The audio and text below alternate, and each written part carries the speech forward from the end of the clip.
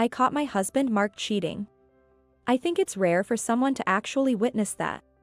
Most people probably confront their spouses after finding evidence of cheating on their phones. But I saw it with my own eyes. And I never imagined it would be in such a place, witnessed by so many people. Well, I had my suspicions about their relationship, but never thought I'd catch my husband in the act there. My name is Susan. I am a housewife with a 6-year-old son. The day I witnessed the cheating, Mark had the day off, and we were planning to go out as a family. However, when I woke up, he had already left the house. There was an email on my phone from Mark, saying, "My sister has a 103-degree fever, so I'm going to take care of her. Seems like there's no one at her place today. I'll be back by evening." I let out a big sigh. I had told our son Hayden that we were going to the amusement park today, and he was really looking forward to it since yesterday. Mark recently was in charge of a big project, and he said he hadn't been able to take any breaks for the past 6 months. So, this time off was a rare chance for some family time. But he went off to take care of his sister instead. She's engaged, so her fiancé should be taking care of her. Mark has always been overly attached to his sister. He started dating me because he said I was beautiful like his sister, and I remember feeling unsettled by that reason. Well, I met Mark's sister once, and she was indeed beautiful and kind. So, I guess saying I resemble her was Mark's way of complimenting me.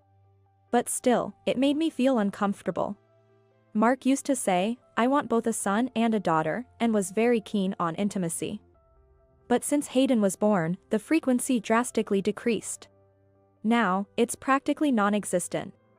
We're still young, and since Mark liked intimacy, I suspected he might be seeking it with another woman. Well, I might be able to forgive him for betraying me.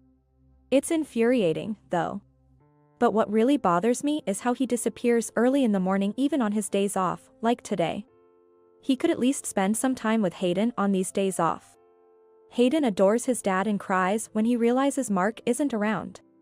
Mark seems too indifferent towards our child. He doesn't even buy birthday gifts, and he never attends school events, no matter how free he is. Sometimes when he comes home early, he just locks himself in his room and binges on video games. He hardly ever sees our son.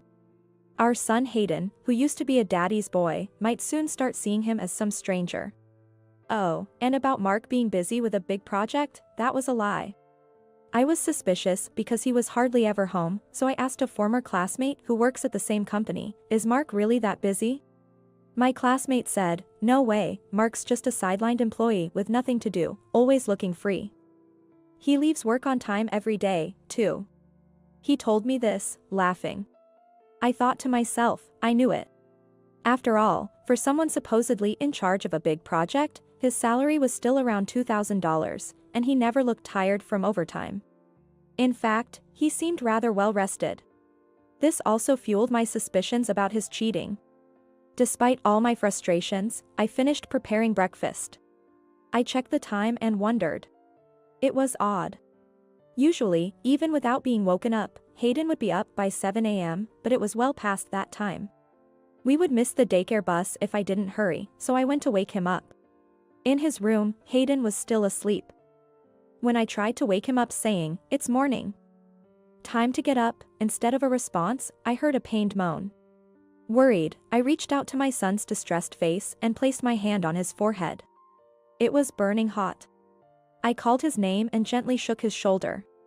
He opened his eyes slightly and said, "Mom, it hurts." I almost panicked. At that time, there was an outbreak of an illness in the daycare, and I feared Hayden might have caught it. I had heard that it could be fatal, and I seriously thought my son might not make it. In desperation, I called Mark, but he didn't answer the phone at all. I didn't have the luxury to wait for a reply, so I called my mom for first aid advice. She's a nurse, so I thought it best to ask a professional. Then, under her mother's precise instructions, I quickly prepared an ice pillow and took Hayden's temperature. It was over 103 degrees. I called an ambulance and kept him hydrated while waiting for it to arrive. Mom said it might be heat stroke. Since I couldn't accompany him in the ambulance due to infection concerns, I called a taxi to follow to the hospital. During the ride, I kept calling Mark, though I knew it was futile. As expected, no response. So, I texted him. I hoped he'd show some responsibility if he noticed it while out. I waited in the hospital corridor, praying, while Hayden received emergency treatment. I remembered how my father had been taken to the ER but never came back. As I imagined the worst for Hayden, my mom, who had arrived to support us, reassured me. Everything will be okay, she kept saying. And then, an hour later, Hayden was somehow saved. But he needed to be hospitalized for a week, so he was taken to his room. In the end, Mark didn't come home that day. The next day, I went home to get Hayden's clothes and brought some fruit for him at the hospital. When I passed by the emergency room to say thank you to the doctor who took care of him yesterday, I suddenly felt a flurry of activity in the area. Thinking someone must have been brought in, I decided not to disturb and postponed greeting the doctor. As I was about to go to Hayden's room, I saw a man and a woman on a stretcher. They were covered only with a thin towel blanket, appearing to be naked. It seemed like they were stuck together. Probably a case where the man couldn't withdraw during the act. I've never experienced it, but it must be tough. Embarrassing, too, to be brought in like that. As I was passing by, I inadvertently made eye contact with the man. Normally, it would be an awkward situation, but not for me. I froze. Because that man was Mark. "What are you doing here?" I exclaimed in surprise. "It's just that my sister caught a cold and it spread to me, so..." Mark stammered. At that moment, I was also confused. Hayden had just been brought in the day before, and now Mark too? What were the odds? Why was Mark brought in naked? And who was the woman with him? All these thoughts were swirling in my head. Then, my eyes met those of the woman entangled with Mark. Even in my confusion, it was clear. This woman was Mark's mistress. I glared at her fiercely, then recognized her familiar face. "Why is Susan here?" she exclaimed. That's when it hit me. Yes, that woman was Mark's sister, Miranda. The moment felt like an eternity. I had suspected Mark of lying about taking care of his sister to meet another woman. But I never expected this. To come to visit Hayden while still joined with a woman. And that woman being his own sister. This was beyond a joke. Since they were being carried away on a stretcher, I had to suppress my urge to confront them and could only wait for their treatment. Anyway, they couldn't escape, so I decided to confront them later. With this in mind, feeling sick to my stomach, I went to visit Hayden, my original purpose. Trying to compose myself, I spent some time in Hayden's room. When I checked my phone, I saw a bunch of texts from Mark. As expected, they were all attempts to gloss over the incident. He didn't mention Hayden's hospitalization at all. I decided to keep ignoring him and waited another hour. Then the doctor who took care of Hayden yesterday appeared. He smiled at me and said, "Your son is doing remarkably well. He might be discharged earlier than expected." His fever had gone down, and his condition had stabilized.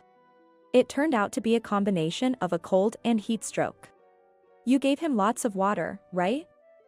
That was exactly the right thing to do.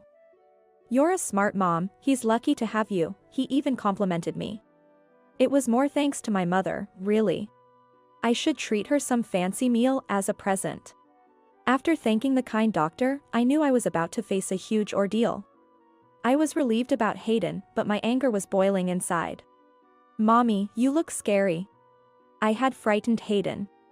I quickly put on a smile and told him, "I'll be back soon," before stepping outside to call Mark, who had left over 100 missed calls.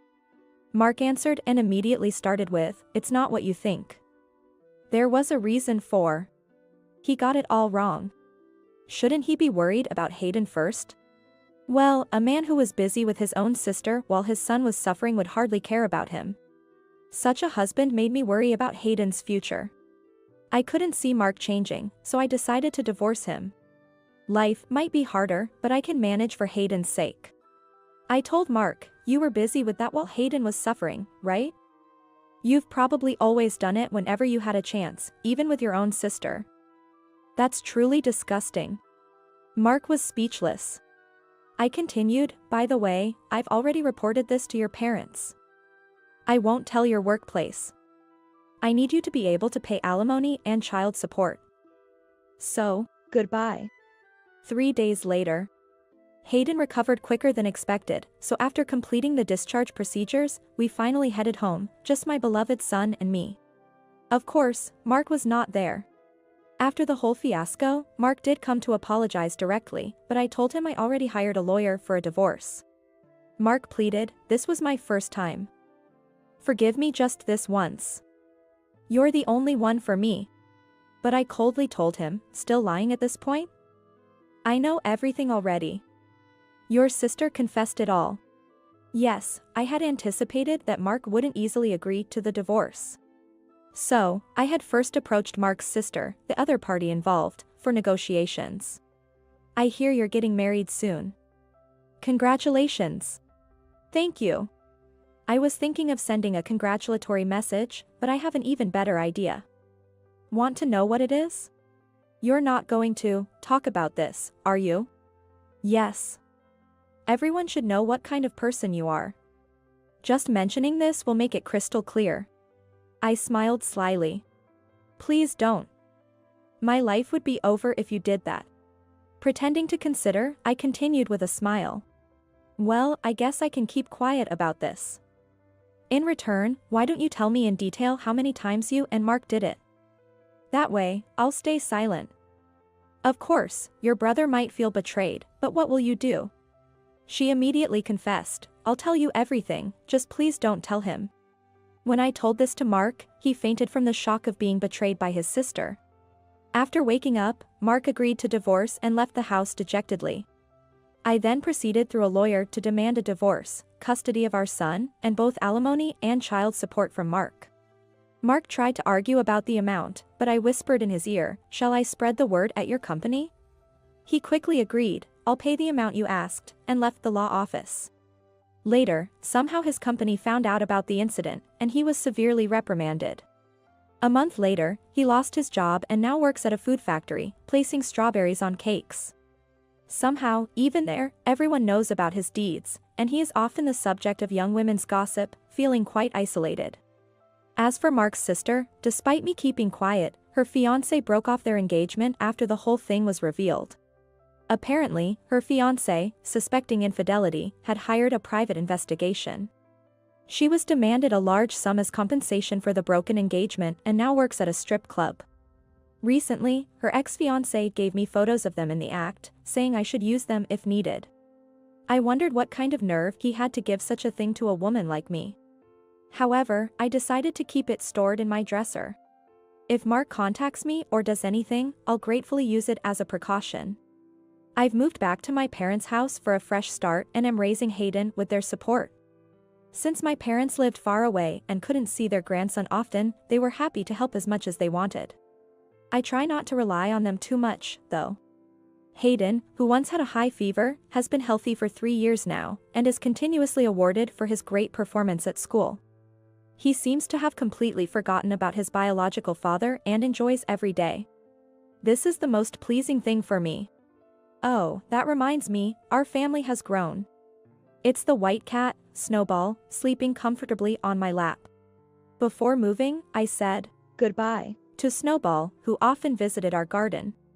As usual, it climbed onto my lap and then didn't move at all. I was sad to part with Snowball, so I ended up bringing it to my parents' house. Snowball is now close with my parents and is as important to me as Hayden is to them. I look forward to watching Hayden grow up with my parents and Snowball by my side. Sitting on the porch, stroking Snowball, that's what I think about.